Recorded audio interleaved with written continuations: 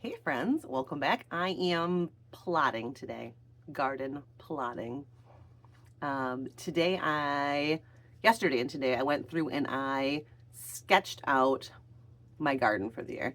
So I kind of start with an overall view of my house and my yard and what I have to work with. And then I go through and make individual sheets for all these areas.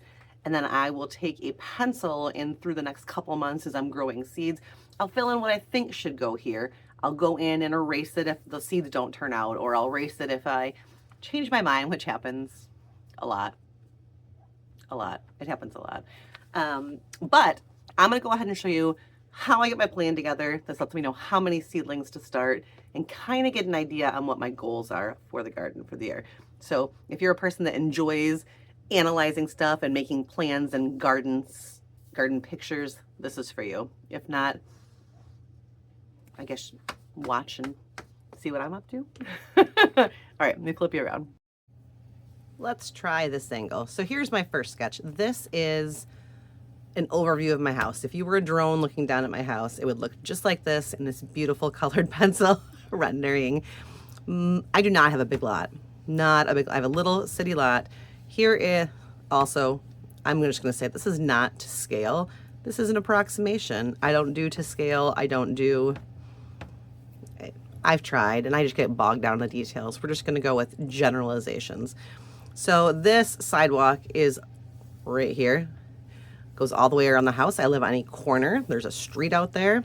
There is an outside yard up to the road, and I do have an in-ground garden right there. All these green places are garden spaces. This is 10 by 30.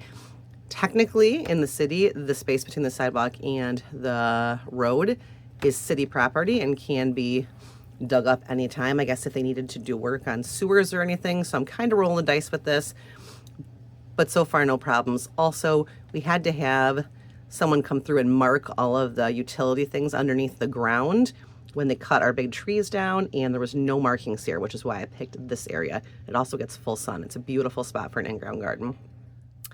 In my front yard here, I've got lawn here. This right here is a little fence that I grow a honeysuckle vine in. All this dark green are evergreen bushes that are around the whole front of our house.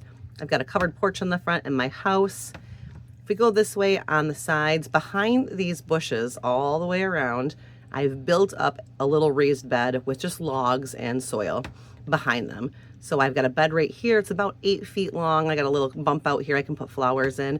There's a bed about 8 feet here too, and then there's a raised up bed that's a little bit higher. This is where my rose bush and all my perennial herbs kind of live.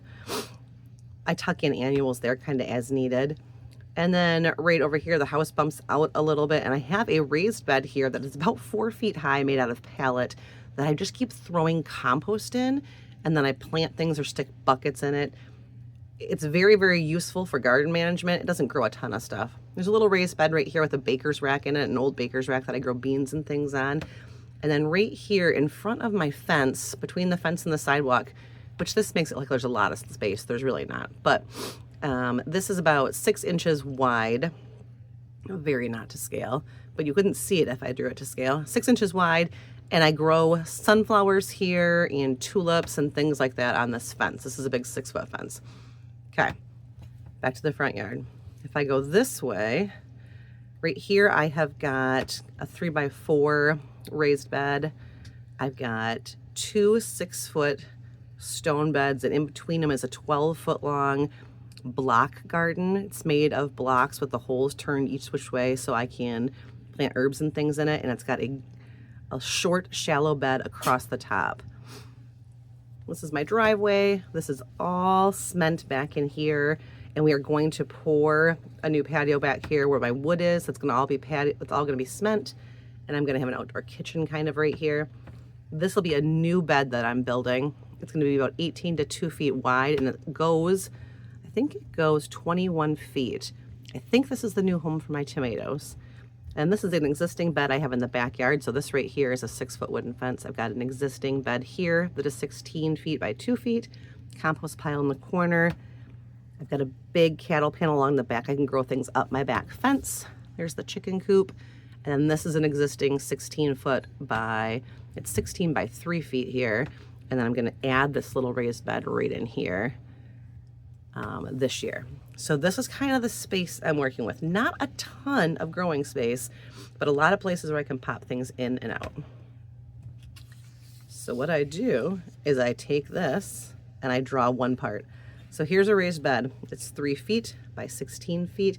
It's this bed right here. And then this is the existing bed.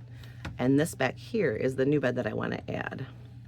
So you can kind of see it's leveled in 2 levels. This level is a little bit higher than this level. I've already assigned some things to it. These are tees. Let me see if I can get you a little closer. These tees are for tomato. Sorry. These tees right here are going to be tomato plants. I've got a 6-foot fence behind this, and I've got a cattle panel up there. Suns for sunflowers. Over here I wrote in that I'm going to grow a North Georgia candy roaster.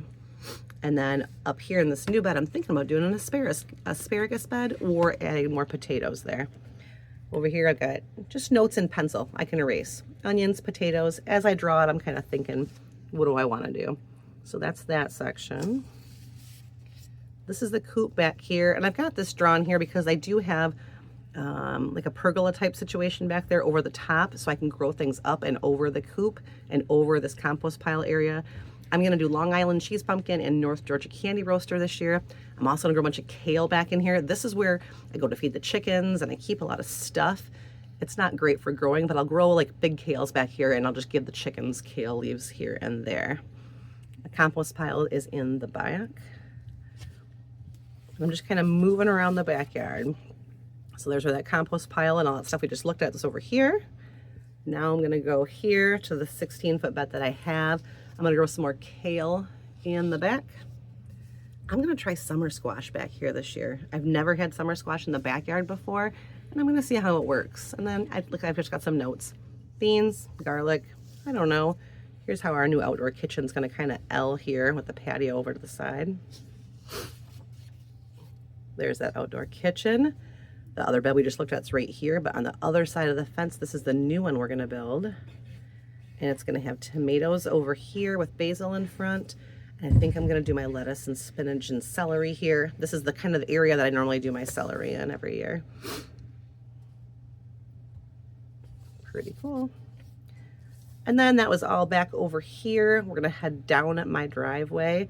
I have got those 2 beds. I always grow cherry tomatoes in one. I usually do in 2, but I think this year I'm gonna do cucumbers in this one. And then in this shallow 12-foot garden I have on top, the block garden's full of things like succulents. On top of it though is that shallow bed. And I think I'm gonna try growing that garlic that I never got in the ground. Remember I bought garlic and didn't plant it? I think as soon as I can work this soil, or maybe even, I might even go out and put it in there and then just dump some soil over top of it. I'm gonna plant that garlic there and see how it grows. I don't know if it's gonna work or not, but it's definitely not gonna work sitting in a box in my house. This is that 4x3 bed. Right now it's full of strawberries. They don't produce, they grow well there, but they don't produce berries well there. So I'm gonna move those. I'm not sure what's going on there yet. Then you go out to around the front of my house. Whoops, this way. So here's the driveway. We were just looking at that. As you come around, I got my steps for my porch here. This is a bed behind the bushes. Here's that little bump out, and here's a bed right here. I've grown things back here like cucumbers and tomatoes. I've tried beans back here. Things are kind of hit or miss here because there is a shade tree out here that in the big heat of summer, it does throw a little bit of shade and it changes. It's a fast growing tree, so it changes year to year. So we'll see how that goes. Over here on the side of my house, this is kind of where my perennial garden is. I've got lavender, my Boucher's rose bush, some sage, some thyme, all that kind of stuff here. And then it continues on, so that part's over here. We keep moving on. And I always put my air conditioning unit in here. It's kind of like the halfway point on that side of the house. I've kind of a pot garden here, a bunch of oregano, parsley, feverfew, more bushes. This is that compost bed. I thought about growing pumpkins out of it this year. Is it weird to grow pumpkins on the sidewalk side of my house? I don't know, maybe. I got a window well right there. I got to be careful of it. Then there's that other raised bed with some more pots right here. And then here is the last part of it. Those pots are right over here. Ooh, right over here.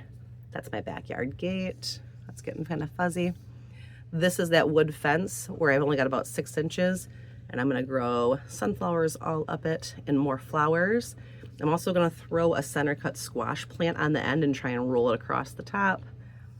And then this is my in-ground garden, which this is kind of just my first rendering. I did put these little flowers in front. These are all going to be calendula. They're a great border plant. The smell wards off animals. And knock on wood, I don't normally have a problem with any animals in this in-ground garden. I like my peppers out here. I thought about doing some dwarf sunflowers, some dahlias and zinnias, and then doing peas and beans and melons with a row of bush beans. I might change my mind. Like I said, that happens. So that's kind of my process. I've now documented it on here, which means I can find it later. And you can come back and look at it later if you want to, as I change things and get further into the growing season, into the seed starting, and see which of my seedlings have taken off and which have not. We're going to be doing some construction around that driveway outdoor kitchen area this spring. Maybe we'll do something there that'll change things. But it's good to have a general idea. That's what I'm going to do. I'm going to do that. I'm going to put a spot in to grow enough tomatoes to make fresh pasta sauce, to make salsa. I'm going to grow cucumbers and peppers so I can can those. I'm going to try and grow more potatoes. I might start an asparagus bed. I'm just getting ideas in my head of where I want things to live and what maybe I want to come out of this garden in the end. And this year I'm focusing a lot more on flowers, putting in some perennials, that's the asparagus bed, and trying to keep this manageable for me if it's going to be another building school year for me going into fall this year. And I don't know still. So I'm just trying to keep it easy on myself. All right. I hope you enjoyed that, and I'll be back with some more seed stuff pretty soon. Have a good day.